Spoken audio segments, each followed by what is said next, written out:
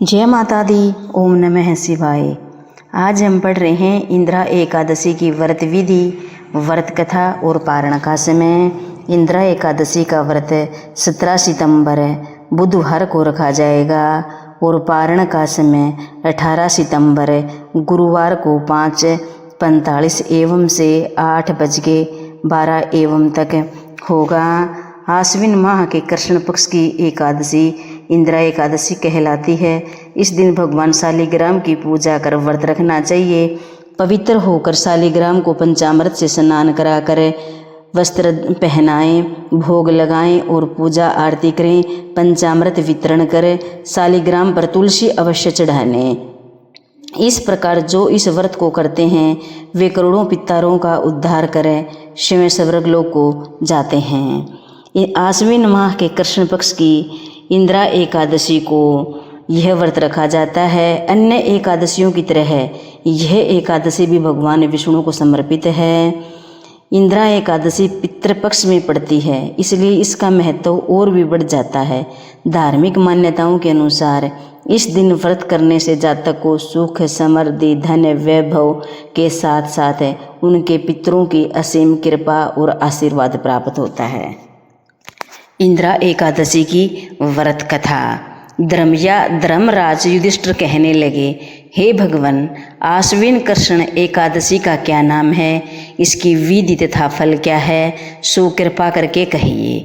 भगवान श्री कृष्ण कहने लगे, इस एकादशी का नाम इंदिरा एकादशी है। यह एकादशी पापों को नष्ट करने वाली तथा पितरों को अधोगति से मुक्ति देने वाली होती है। हे राजन, ध्यानपूर्वक इसकी कथा सुनो। इसके सुनने मात्र से ही वाजपेय यज्ञ का फल मिलता है। प्राचीन काल में सतयुग के समय में महिष्मती नाम की एक नगरी में इंद्रसेन नामक एक प्रजापति राजा धर्मपूर्वक अपनी प्रजा का पालन करते हुए शासन करता था। वह राजा पुत्र, पौत्र और धन आदि से संपन्न और भगवान विष्णु का परम भक्त था। एक दिन जब राजा सुखपूर्वक अपनी सभा में बैठा तो आकाश मार्ग से महर्षि नारद उतरकर उनकी सभा में आए। राजा उन्हें देखते ही हाथ जोड़कर खड़ा हो गया और विधि पूर्वक आसन व अर्घ दिया। सुख से बैठकर मुनि ने राजा से पूछा कि हे राजन, आपके सातों अंग कुशल पूर्वक तो हैं, तुम्हारी बुद्धि धर्म में और तुम्हारा मन विष्णु भक्ति में तो रहता है। देवर्षि नारद की ऐसी बात सुनकर राजा ने कहा, हे महर्षि, आपकी कृपा से मेरे राज्य में सब कुशल हैं तथा मेरे यहाँ यज्ञ कर्मादि के स्वीकृत हो रहे हैं। आप कृपा करके अपने आगमन का कारण कहिए। तब ऋषि कहने लगे, हे राजन, आप आश्चर्य देने वाले मेरे वचनों को सुनो। मैं एक समय ब्रह्मलोक से यमलोक को गया।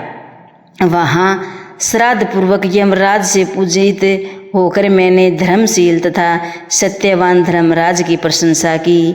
उसी यमराज की सभा में महान ज्ञानी और धर्मात्मा तुम्हारे पिता को एकादशी का व्रत भंग होने के कारण देखा। उन्होंने संदेश दिया, सो मैं तुम्हें कहता हूँ। उन्होंने कहा था कि पूर्व जन्म में कोई विघ्न हो जाने के कारण मैं यमराज के निकट रह रहा हूँ। सो हे पुत्र, तुम यदि आश्विन कृष्ण पक्ष इंदिरा एकादशी का व्रत मेरे निमित्त करो तो मुझे स्वर्ग की प्राप्ति होगी। इतना सुनकर राजा कहने लगे कि हे महर्षि, आप इस व्रत की विधि मुझसे कहिए। नारद जी कहने लगे, आश्विन मास की कृष्ण पक्ष की 10वीं के दिन प्रातःकाल श्रद्धापूर्वक स्नान आदि से नियुक्त होकर पुनः दोपहर को नदी में आदि में जाकर स्नान करें। फिर विधि पूर्वक पितरों का श्राद्ध करें और एक बार भोजन करें।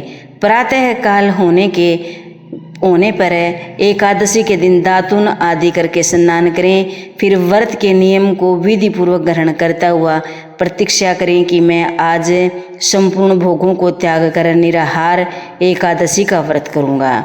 हे अच्युतम, हे पुंडरीकाक्ष, मैं आपकी शरण हूँ, आप मेरी रक्षा कीजिए। इस प्रकार विधि पूर्वक शालिग्राम की मूर्ति के आगे विधि पूर्वक श्राद्ध करके योग्य ब्राह्मण को फलहार का भोजन कराएं और दक्षिणा दें। पितरों के श्राद्ध से जो बच जाए उसको सूंघ कर गौ माता को दें तथा धूप दीप गंध धूप नैवेद्य आदि सब सामग्रियों से ऋषिकेश भगवान का पूजन करें। रात में भगवान के निकट जागरण करें। इसके पश्चात द्वादशी के दिन प्रातःकाल होने पर भगवान का पूजन करके ब्राह्मणों को भोजन कराएं। भाई बंधुओं स्त्रियों और पुत्र सहित आप भी मौन होकर भोजन करें। नारद जी कहने लगे कि हे राजन, इस विधि से यदि तुम आलस्य रहित होकर इस एकादशी का व्रत करोगे तो तुम्हारे पिता अवश्य ही स्वर्गलोक को जाएंगे। इतना कहकर नारद जी अंतर्ध्यान हो गए। नारद जी की कथा अनुसार राजा द्वारा अपने बांधवों तथा दासों सहित व्रत करने से आकाश में पुष्प वर्षा हुई और उस राजा का पिता गरुड़ पर चढ़कर विष्णु लोक को गया।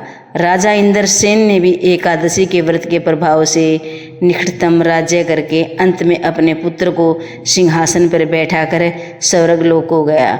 हे युधिष्ठिर, यह इंदिरा एकादशी के व्रत का महात्म मैंने तुम्हें कहा। इसके पढ़ने और सुनने से मनुष्य के सब पापों से छूट जाते हैं और सर्व प्रकार के भोगों को भोग कर वैकुंठ धाम को जाते हैं। ये थी इंदिरा एकादशी की व्रत कथा। वीडियो अच्छी लगी हो तो चैनल को लाइक और सब्सक्राइब करें। धन्यवाद।